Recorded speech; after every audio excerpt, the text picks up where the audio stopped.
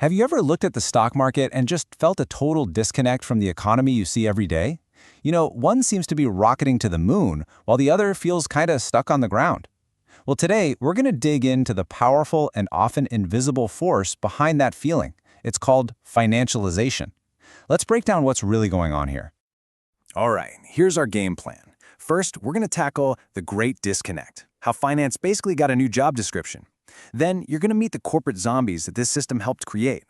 After that, we'll look at how even healthy companies started playing by a totally new set of rules. And finally, we'll connect all the dots and see what it means for our collective economic future. So let's dive right into part one, the great disconnect. This is all about that fundamental shift in what our financial system is even supposed to be doing. To really get what changed, we have to start with a super basic question, right? What is the whole point of a financial system in the first place? What's it for? Okay, here's a simple way to think about it. Picture an orchard. That orchard is the real economy. The part that actually makes stuff and provides services. It grows the fruit we all need: jobs, new products, innovation. Now the financial system, it's supposed to be the irrigation for that orchard. Its one job is to get the water, the capital, to the right trees so the whole orchard can grow and flourish. Simple enough. So, what is financialization? Well, it's what happens when the people running the irrigation system realize they can make a ton of money not by watering the trees, but by selling the water itself. It's a process where financial goals and markets start to call the shots for the real economy, instead of just serving it. The game shifts from how do we grow the best fruit to how do we make the most money from the water. And listen, this isn't just a metaphor. The numbers are pretty stark. Back in 1973, financial profits were only about a quarter of the profits from non-financial companies. Fast forward to 2005, and they've skyrocketed to over 43%. As a slice of the entire U.S. economy, they more than doubled. The irrigation business got very, very profitable. Okay, so what happens when the irrigation system gets that powerful and starts playing its own game? Well, you get some really weird side effects. And that brings us to the rise of corporate zombies. And yes, you absolutely heard that right. And this is not a small thing. Data shows that the share of these so-called zombie firms in major economies has exploded, going from just 4% in the late 80s to around 15% by 2017. That's a huge jump. So what exactly are we talking about here?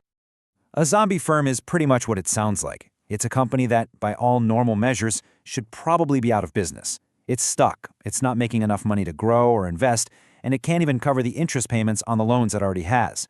It's just shuffling along, kept alive by a constant drip of cheap credit. Now, you might be thinking, so what? Who cares if a few companies are on life support?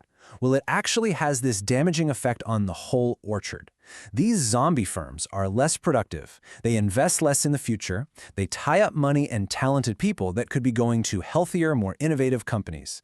They literally crowd out the new growth, making the whole economy slower and less dynamic.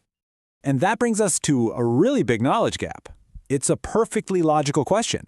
If these companies are failing, why in the world do banks keep lending them money? It seems to make no sense.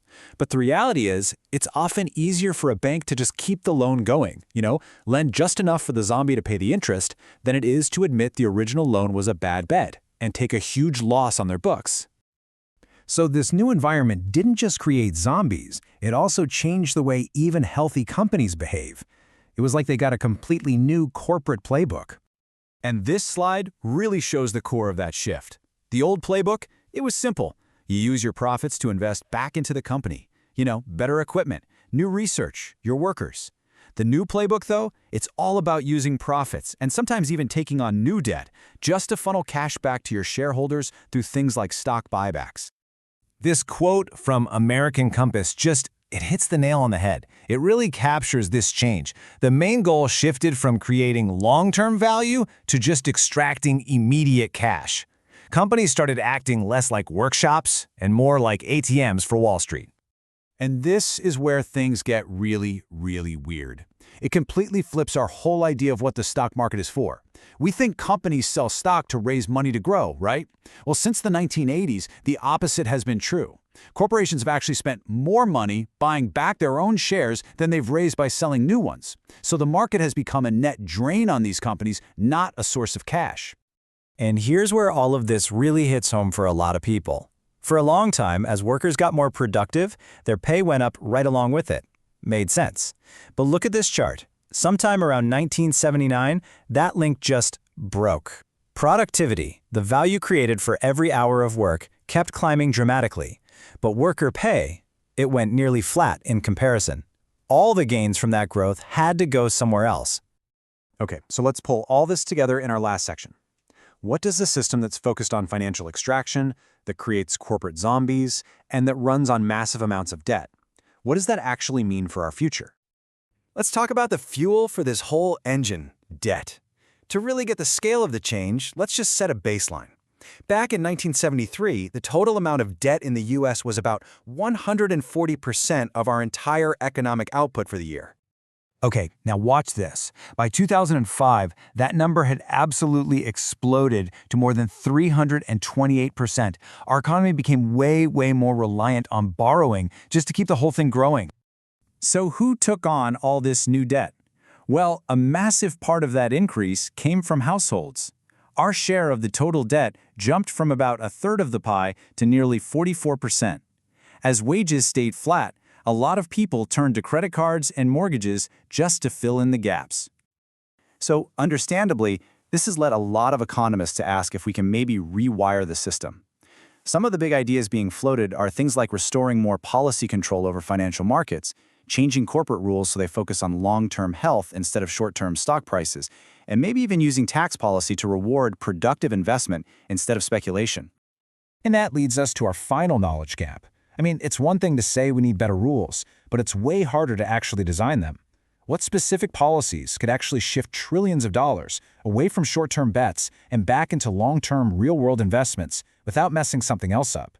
That is the multi-trillion-dollar question. Which really leaves us with this one final thought to chew on. We've built an economic engine that seems to need more and more debt and higher asset prices just to keep chugging along. It's disconnected pay from productivity, and it's favored extraction over creation. So the huge question we all have to face is a system like that really stable in the long run?